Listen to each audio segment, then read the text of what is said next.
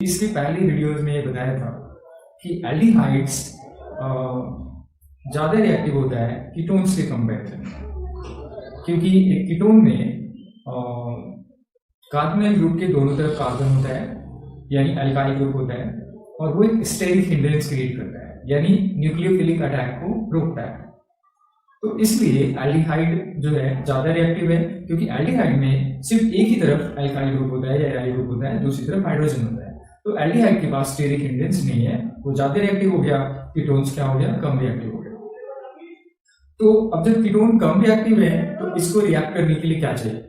Of course जैसा आप जानते हो कि जब कोई रिएक्शन टफ कंडीशन में हो, तो टफ कंडीशन का मतलब क्या है कि आपको स्ट्रॉन्ग ऑक्सीडाइजिंग एजेंट यूज करना होगा और आपको यूज करना होगा हायर टेम्परेचर। तो जब आप ये टेम्परेचर बढ़ाओगे और एक ऑक्सीडाइजिंग एजेंट जो कि बहुत स्ट्रॉन्ग होगा यूज करोगे, तो वो जो प्रॉब्लम है ओवरकम हो जाएगा और तब एल्डिहाइड्स की तरह ही कीटोन्स का भी ऑक्सीडेशन होने लगेगा। ठीक है, तो ये हमारा टॉपिक है। मैं इसमें आपको एक क्वेश्चंस करके दिखाऊंगा, उम्मीद करता हूँ बहुत अच्छे तरीके से समझ में आएगा, और फिर आप प्लीज अपना रिस्पॉन्स मुझे जरूर देना ठीक है। तो जैसे मैंने कहा हमारा टॉपिक है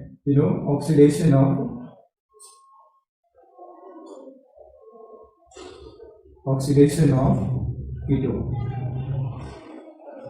ठीक है, इस टॉपिक को समझाने के लिए मैं थोड़ा स्टेटमेंट पार्ट मेंशन कर दूं जिसे याद रहेगा। Ketones are less reactive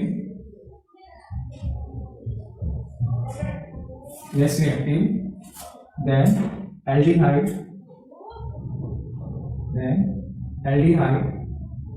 because they experience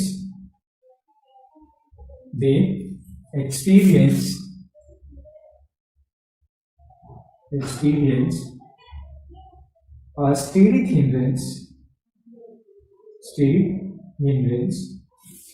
from both sides.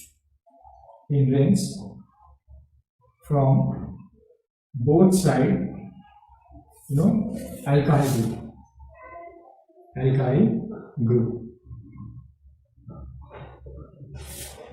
ठीक है, alkyl group. Therefore, oxidation of ketones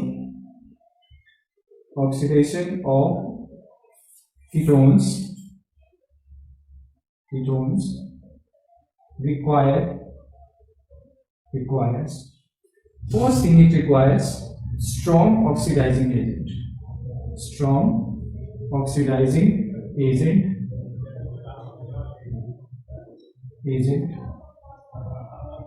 और जो दूसरी चीज इसके लिए चाहिए वो है एलिवेटेड टेम्परेचर। एलिवेटेड टेम्परेचर से मतलब क्या है कि टेम्परेचर आपको हाई लेना होगा एज कंपेयर टू एल्डिहाइड। तो ये इसका स्टेटमेंट पार्ट था, जिसमें मैं एक वापस से रिपीट कर रहा हूं, क्योंकि एल्डिहाइड में स्टेरिक हिंड्रेंस नहीं होता या कम होता है, तो उसको आप एक माइल्ड ऑक्सीडाइजिंग एजेंट से भी ऑक्सीडाइज करके कार्बोक्सिलिक एसिड में कन्वर्ट कर सकते हो। लेकिन कीटोन्स को ऑक्सीडाइज करने के लिए एक स्ट्रॉन्गर ऑक्सीडाइजिंग एजेंट और हाई टेम्परेचर की जरूरत है, तभी वो ऑक्सीडेशन करेगा। तो क्वेश्चन होता है कि इसका एग्जाम्पल क्या है। ठीक है, तो हम एग्जाम्पल देखते हैं, फिर अच्छी तरह समझ में आएगा कि हमें करना है।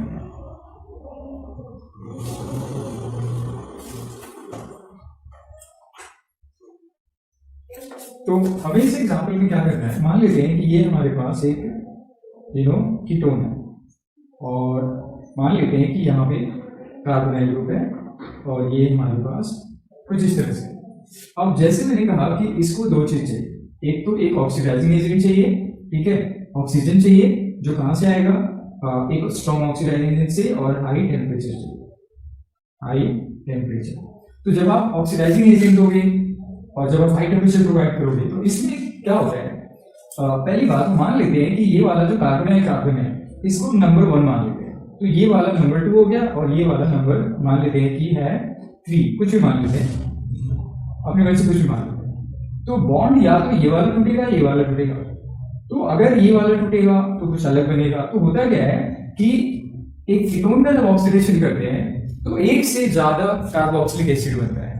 ठीक है, ये ध्यान रखो आप, जब एक कीटोन का ऑक्सीडेशन करोगे तो एक से ज्यादा कार्बोक्सिलिक एसिड बनेगा। और ये यहाँ जो बॉन्ड है या तो 1 और 3 के बीच का बॉन्ड टूटेगा या 1 और 2 के बीच का बॉन्ड टूटेगा। तो इधर वाला एक अलग, यहाँ पे देख लो आप, या तो ये वाला एक अलग एसिड बनेगा और साथ में एक ये वाला अलग बनेगा, ठीक है। दूसरे पॉसिबिलिटी में ये वाला अलग बनेगा और ये वाला अलग बनेगा। चलो हम इसको कंप्लीट करके देखते हैं क्या है। तो पहला जो प्रोडक्ट बन रहा है वो है हमारा RC, राइट, OOH।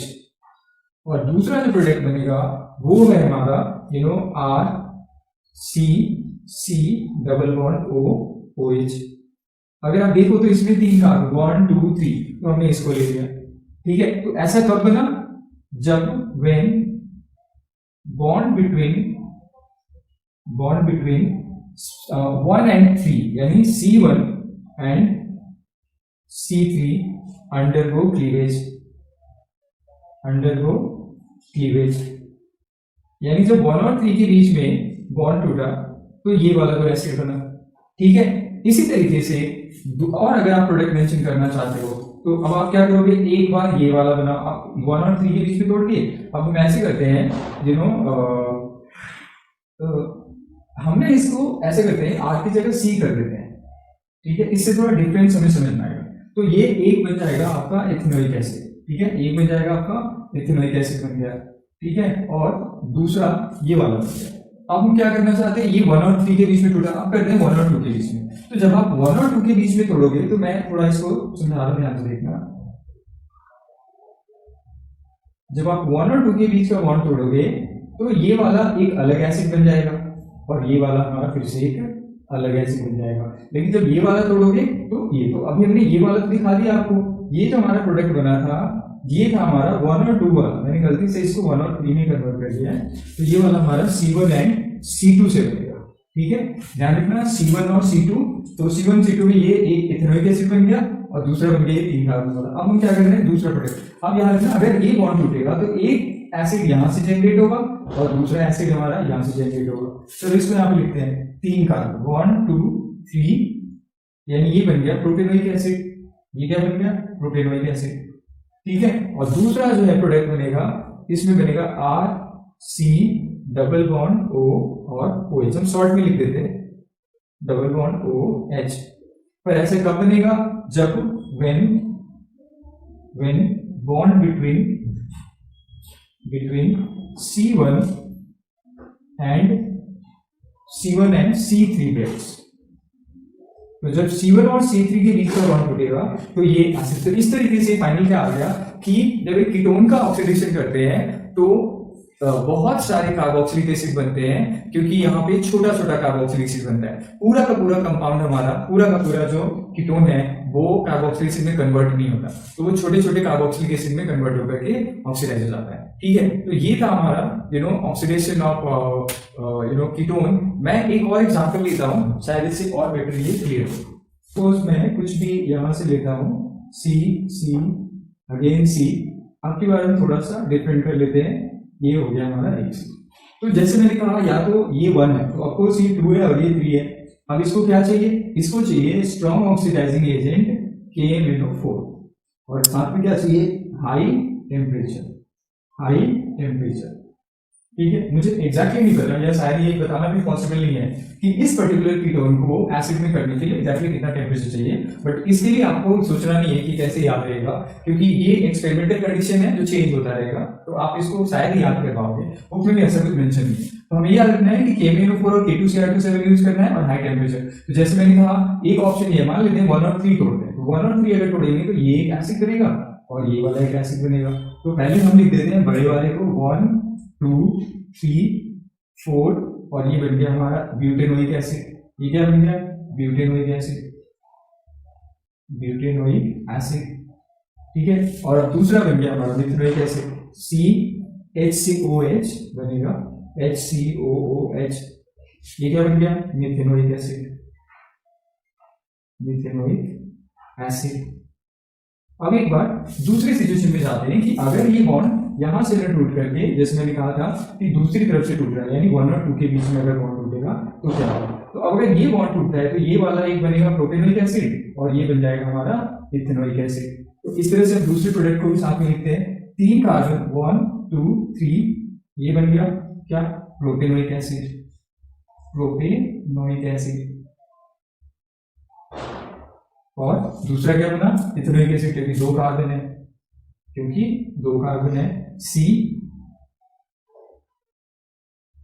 ठीक है, this is your ethanoic acid, जो कि दूसरा कार्बन है। तो उम्मीद करता हूं कि इसमें ये सारा का सारा क्लियर हो गया होगा कि आखिर ऑक्सीडेशन ऑफ कीटोन में क्या डिफरेंस है, क्यों डिफरेंस है, और जब रिएक्शन होता है तो वहां पे एक्चुअली प्रोडक्ट बनता क्या है, ठीक है।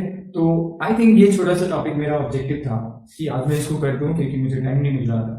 मुझे अगले टॉपिक में बताना है आपको कि टॉलरेंस और फेलिंग टेस्ट क्या होता है। थोड़ा इंट्रोड्यूस कर देता हूं आगे के बारे में, जो बहुत ही इंपॉर्टेंट है, क्योंकि कोई भी केमिकल डिस्टिंक्शन बहुत इंपॉर्टेंट होता है board from the point of view of board exam और ऑल द कॉम्पिटिटिव एग्जाम।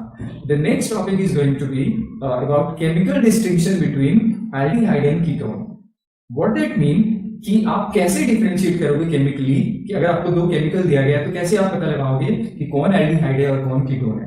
तो इस चीज को कंफर्म करने के लिए मैं आपको नेक्स्ट लेक्चर में बताऊंगा कि टॉलरेंस टेस्ट किया जाता है, क्या है, कैसे है, तभी बताऊंगा। और दूसरा टेस्ट है हमारा फेलिंग टेस्ट, ठीक है। फिर उसके बाद एक तीसरा आपको बताऊंगा, that is called iodoform test, लेकिन वो पर्पस अलग है, करने का तरीका अलग है, इसको हम अगली बार में देखते हैं, ठीक है। तो मुझे यही पे इसको खत्म करना होगा। उम्मीद करता हूँ ये छोटा सा था, यूजफुल था, और आपको सब कुछ क्लियर हो गया होगा। In case you do, don't forget to share your feedback, because that's very important for me, right? I'm really desperate. The feedbacks are really coming. I'm almost every day getting some feedback, and that really inspires me to make more and more and more, right? But you are truly working hard, and you are really expecting people to respond you. I'm one of such people who believe I'm working hard, and I'm expecting feedback from you. Doesn't matter how good or bad you can be, because that will always be helpful to me. So I'm asking indirectly, you need to help me out with this with this concept of coming online, whether I should continue or I should not, because I don't know how good or what bad I am. Though I have good comments coming as well, but you can't predict every time. There may be someday people would start disliking me, but that's up to you. I would say thanks for watching.